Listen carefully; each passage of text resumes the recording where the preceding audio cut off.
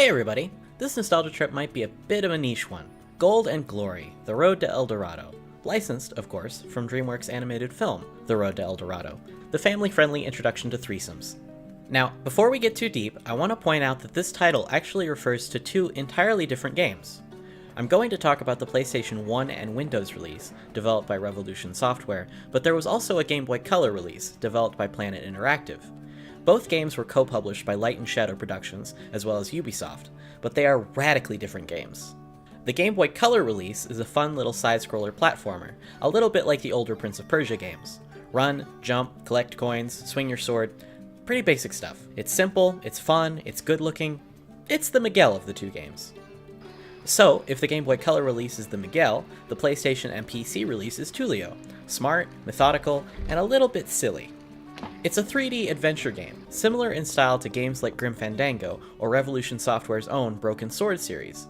Talk to people, use items, solve puzzles. It's a rare medium for licensed games, but the adventure game genre wasn't dead yet, so heck, why not? First things first though, good god, look at this mess. I think this is a good argument for why 3D should have waited until the PlayStation 2. This isn't the half of it actually, this is the Windows version. The PlayStation version looked even worse. Oh geez, I think Tulio's face is falling off. Could someone help him with that? Like most adventure games, Gold and Glory focuses a lot on the writing in its efforts to be entertaining, and it's pretty good at it. The relationship between Miguel and Tulio was one of the driving forces of the film, and it's well represented here, both in dialogue. It made me jump, that's all.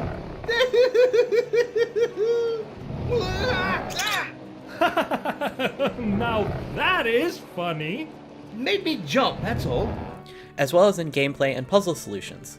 The game does a good job making sure that both characters are utilized, either by allowing you to freely switch back and forth, by making both characters run their own gamut of puzzles individually, or by making one of them the butt of the joke. In fact, I'm pretty sure the playtime between the two characters is more or less even over the course of the whole game, which is impressive really, because creative execution is not what I've come to expect out of licensed games. It's hard enough to write a puzzle.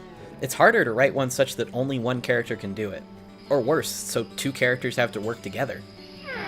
All right, I'm holding the tree. Now what? See ya! That said, the puzzles are not exactly challenging.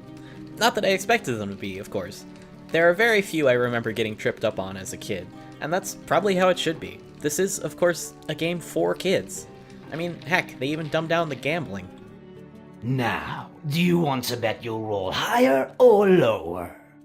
Everything you can interact with or pick up is lit up like the sun, and very rarely does the game give you more to interact with than you absolutely need. And even then, if you're really not sure what to do, you can almost always talk to your partner for a hint. Gold and Glory also falls into that annoying trap of giving you a hint before you ask for one, which always leaves me feeling a little robbed of the satisfaction of having actually solved a puzzle. More or less, the player is just along for the ride on this one, which, as an adult, can end up feeling a little dull. And then when you don't know the solution to a puzzle, you feel really bad. No, that's a dumb idea. Hey, I'm trying my best. Some of the puzzles are less puzzles and more reflex challenges, and these are definitely the low points of the game. Not because I can't do them, of course, but because they rely on timing and hit detection in an engine that was not exactly built for this sort of thing. This is probably the tamest example. Hopping across these rocks just requires pressing action sort of close to the edge, and then Tulio or Miguel does the rest. If you hit a fish, bad luck. It's not exactly thrilling. But then, on the other end of the spectrum, there's this section toward the end of the game, which I will refer to as the spider stairs, because these stairs belong to the spiders. They live here, and you're not invited. There are 6 screens to the spider stairs, and you have to get both boys through each, making it really about 12. The idea is, you pull levers to move the platforms to create pathways, and try to either block off or get rid of the spiders in your way. If you touch a spider, you go back. That's not so bad, right? Wrong. You go all the way back. Both of you. And pulling a lever is not fast. There's not even any clever quips to help make this part bearable either. No fourth wall humor or anything. And that's the funniest kind of humor when you're 10. Okay, look away. I'm changing my clothes, do you mind? Okay, if you're going to be like that... That's not Kevin Kline, by the way, but it does sound quite a bit like him. The map? What's that? The map? You still have the map? You still have the map? Miguel's voice actor is even more impressive. Back to Spain, yeah? That might not be the dumbest idea you've ever had, In a rowboat. but it's close. That's talent. And of course, as I mentioned before, the game really does capture the relationship between the characters quite well. You know something? That dress, it really suits you. I'm going to pretend I didn't hear that. I'm going to pretend I didn't say it. Yep, still gay. It's unfortunate then that no other characters from the movie managed to make it into this game, except in cutscenes. Chell is unfortunately absent, as well as the Chief, and Elton John doesn't even make an appearance. Sekil Khan is sort of in it. Here's his bit. I'm young. I remember him being a bit more well-spoken than that. Oh boy. Someone's idea of a joke, I think. Weirdness aside, Golden Glory is a cute little game.